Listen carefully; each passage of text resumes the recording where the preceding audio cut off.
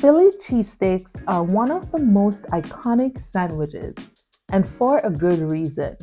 The combination of thinly sliced ribeye, jammy caramelized onions, and ooey gooey melted cheese makes for a truly unforgettable lunch sandwich. Hi, friends! Welcome to the Practical Housewife, where I will be helping you to transform your meals into a luxurious experience your family and friends can enjoy. I am your favorite housewife and host, Yolan Wallace. Let's get started.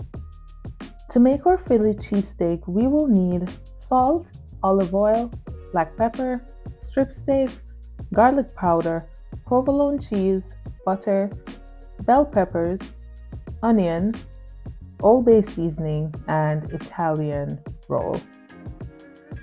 To begin making our cheesesteak, I am first going to be preparing the bell peppers, and today I am using green, orange, and red.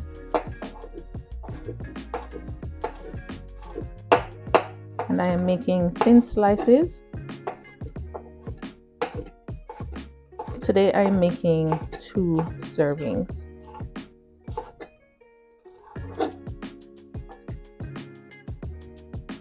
Just add a little bit more here.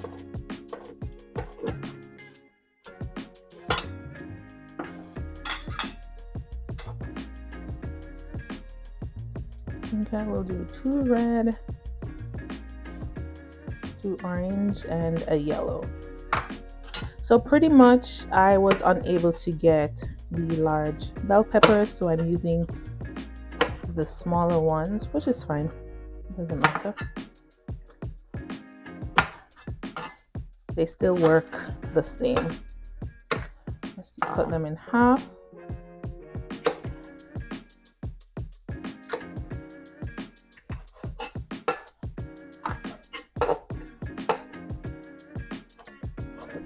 And do the same, making strips.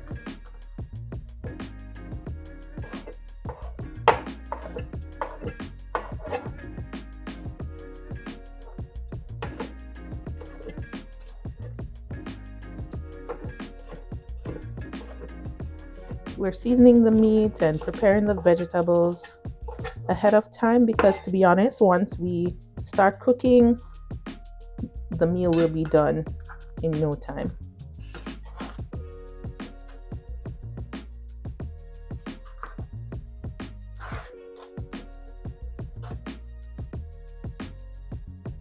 It is now time to prepare, or you can call it white onion or yellow onion.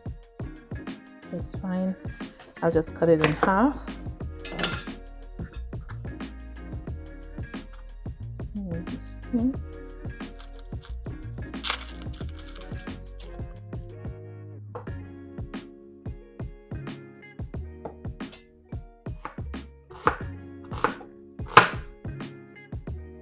I'm doing quite a bit of onion.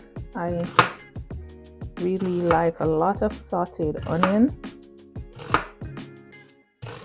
Plus it shrinks once it is cooked. Ooh, I'm crying. Oh, my eyes.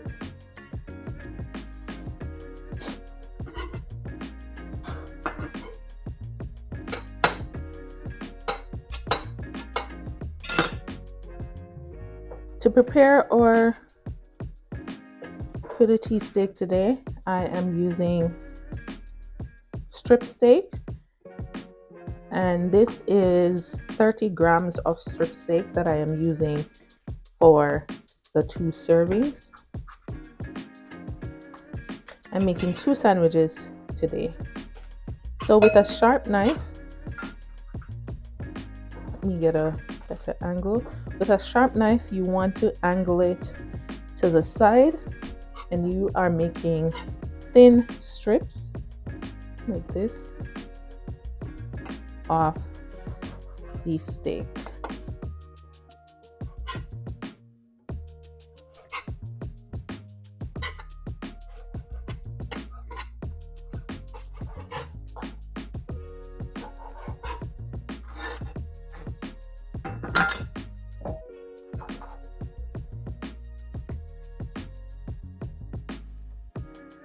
Now that we've prepared our meat and our vegetables, it is now time to preheat your oven or toaster oven to 400 degrees.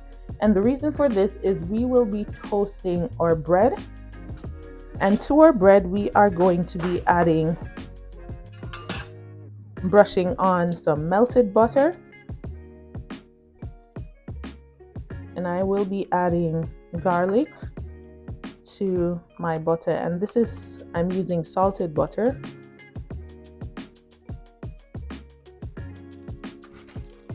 So I already had some roasted garlic and herbs that I have here, so I'm just going to be adding a few pieces of garlic to the butter, and then I will melt it in the microwave, and I'll show you what it looks like. It's really soft. So as I said, I roasted this before. Now, if you don't have actual garlic, you can just add some garlic powder to your butter. Now we'll just pop this in the microwave for about 30 seconds because, as you can see, it's already at room temperature. And I will just allow it to infuse with the garlic while we prepare our meat and veg. This is my melted butter. This smells so good. Woo.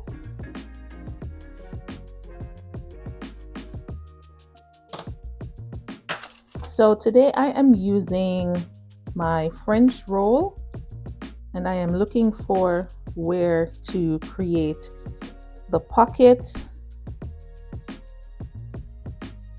and I will go with this section because the height goes from this side, and you want to cut it where you're not cutting all the way through to the other side, because for presentation purposes and everything, the Philly cheesesteak stays in the bun and you're not able to see it on the other side. So be careful not to cut all the way across. You just want to go as close as possible so you can open it and add your meat. I'm cutting the second roll. As I said, you can go ahead and pry it open just a little. It's now time to brush our roll, and I will be brushing the inside and the top.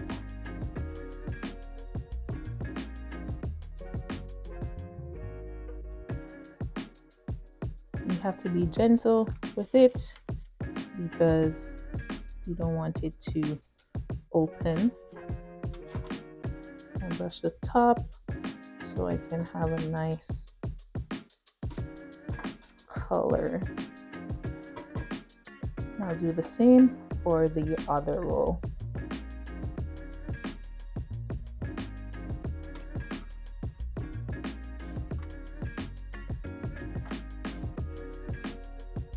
And then finally the brush on top.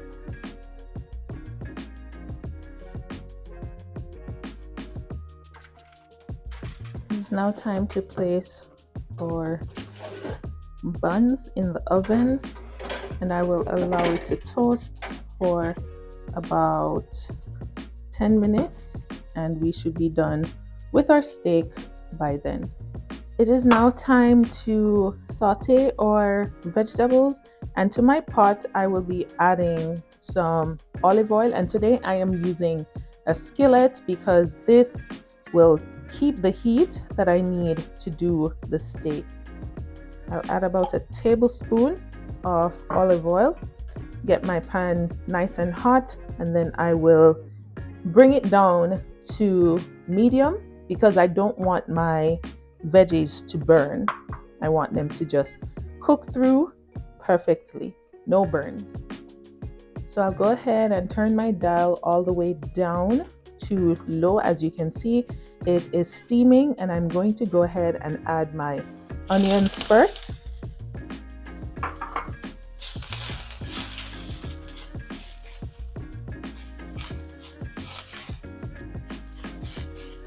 Give it a mix.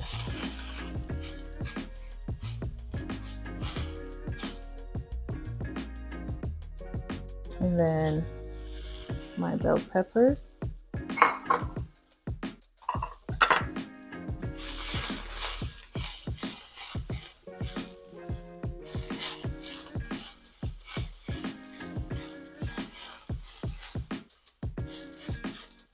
And for extra flavor, I will go ahead with the rest of my butter and garlic, roasted garlic.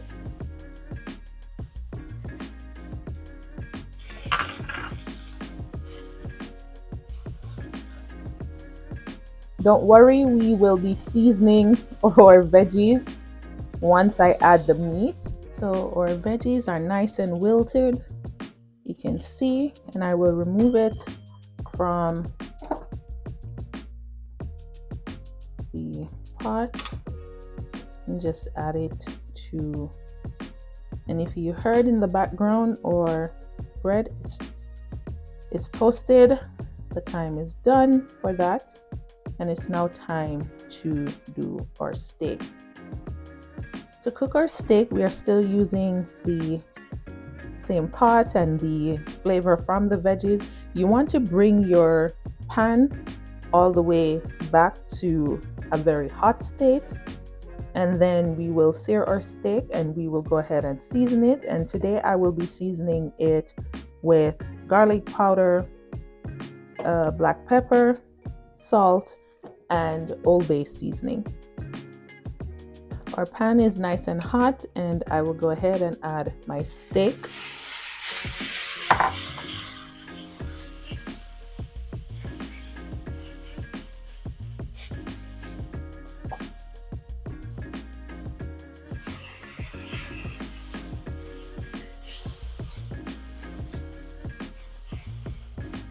And I am just having all the pieces as much as possible touch the bottom of the pan. So you want to go ahead and spread it out. I will be going in and adding some Old Bay seasoning to my steak, and you can use an all-purpose, or my memory was full. So as I said, you can use the Old Bay seasoning or some form of steak seasoning that you prefer. I'm going in with some black pepper,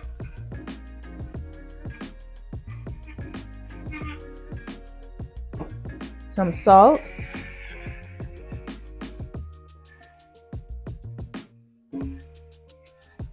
and some garlic powder. The steak is looking good.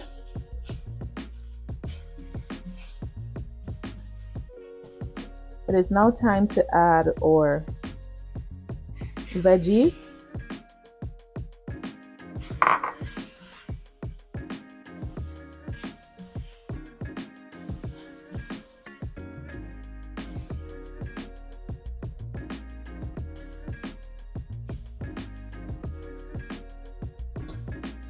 Now that we've added our veggies, I'll add a little bit more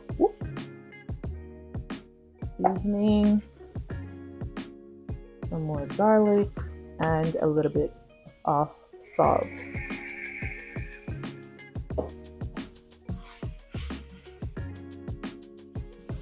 It is now time to add the final ingredient that makes Philly cheesesteak what it is, and it's the cheese. And today I am using provolone cheese, and I will add 4 slices to my pan.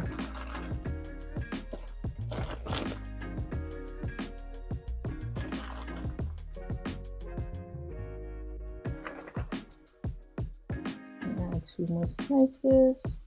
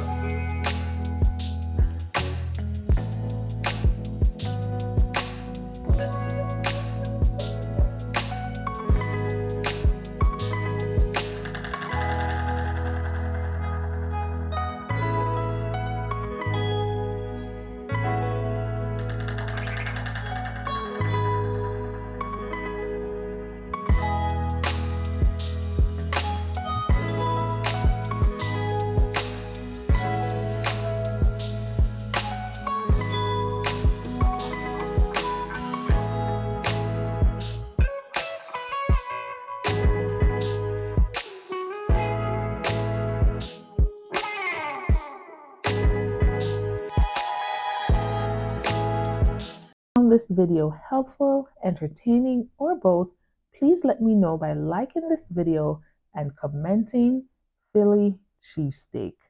See you next time.